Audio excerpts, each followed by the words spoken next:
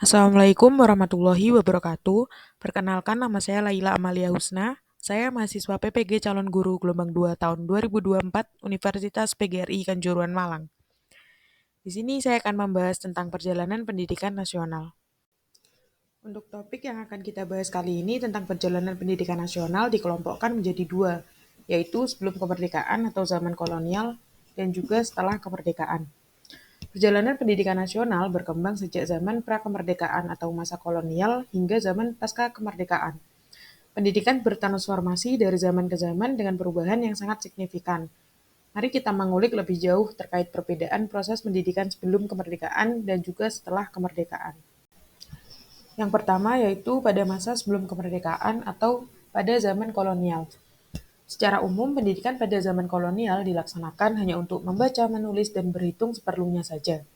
Pendidikan diutamakan untuk orang-orang berketurunan bangsawan dan beberapa orang dipersiapkan menjadi tenaga kerja perusahaan Belanda.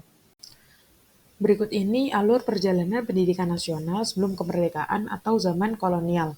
Yang pertama pada tahun 1854, kemudian pada tahun 1902, dan selanjutnya tahun 1920, dan yang terakhir 1922.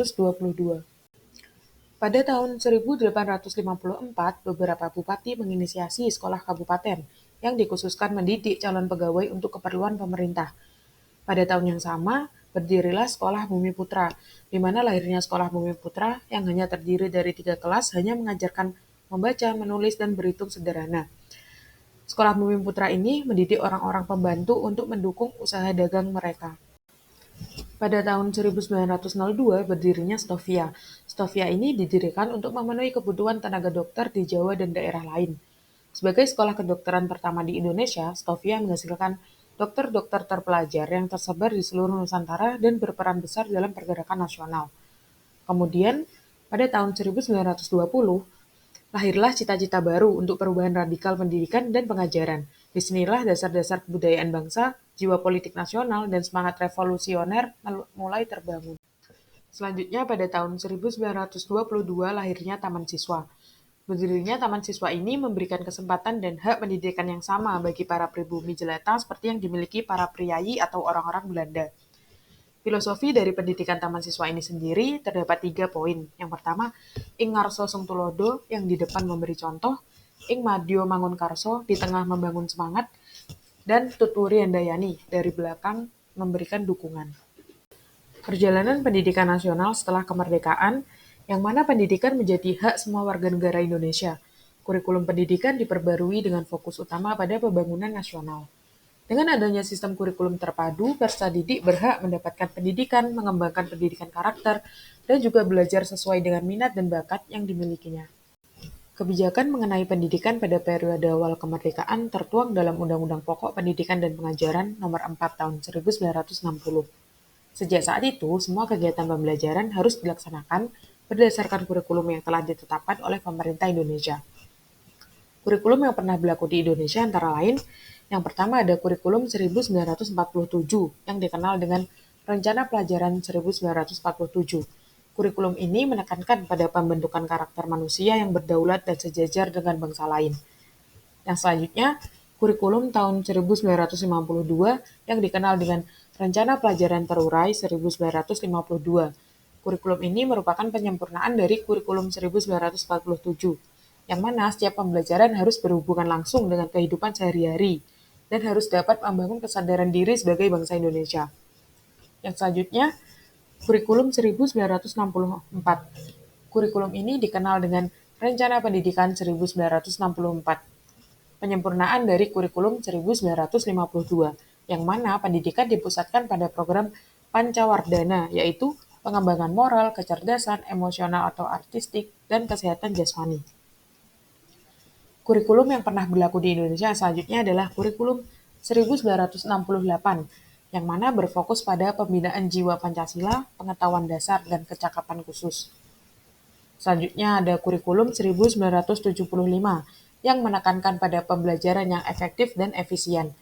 Pada kurikulum 1975 inilah mulai dikenalkan satuan pelajaran, yaitu rencana pembelajaran setiap satu pokok bahasan Dengan adanya rencana pelajaran ini, tujuan pembelajaran di kelas dapat dilakukan penilaian yang lebih terukur. Selanjutnya ada kurikulum 1984, yang mana lebih menekankan pada proses skill approach. Siswa tidak lagi ditempatkan sebagai objek dalam pembelajaran, tetapi sebagai subjek belajar. Selanjutnya ada kurikulum 1994 yang fokus pada pendekatan proses. Kurikulum yang selanjutnya adalah kurikulum 2004, kurikulum berbasis kompetensi atau KBK di tahun 2004 ini. Selanjutnya ada kurikulum 2006, kurikulum tingkat satuan pendidikan atau KTSP di tahun 2006.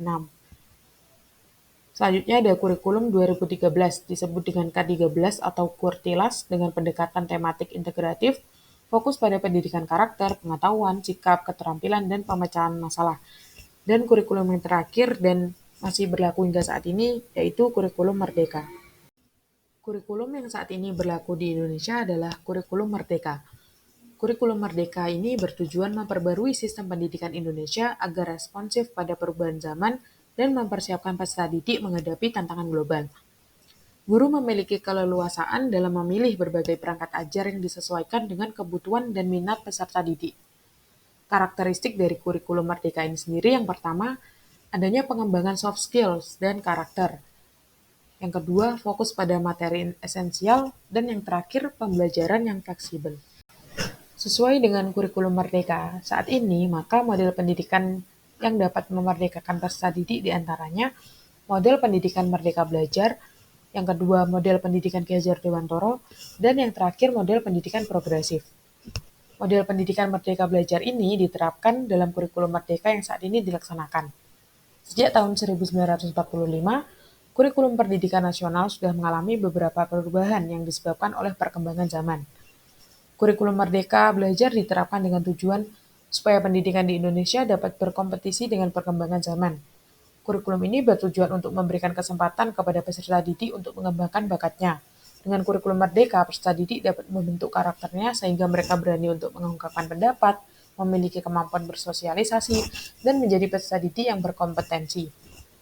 Peserta didik diberikan kebebasan untuk mengelaborasi keterampilan yang mereka punya. Model yang kedua yaitu model pendidikan Ki Hajar Dewantara. Tujuan pendidikan menurut Ki Hajar Dewantara adalah menjadikan manusia sebagai manusia yang merdeka, baik secara fisik, mental, dan rohani. Merdeka maksudnya memiliki kesempatan untuk berkembang secara utuh dan selaras. Dan yang terakhir, model pendidikan progresif, yang mana dalam prosesnya menekankan pada keterlibatan peserta didik dalam pendidikan dan pembelajaran berbasis pengalaman, yang mana menuntut peserta didik agar dapat melakukan kegiatan belajar secara aktif. Sekian pemaparan dari saya mengenai perjalanan pendidikan nasional. Terima kasih. Wassalamualaikum warahmatullahi wabarakatuh.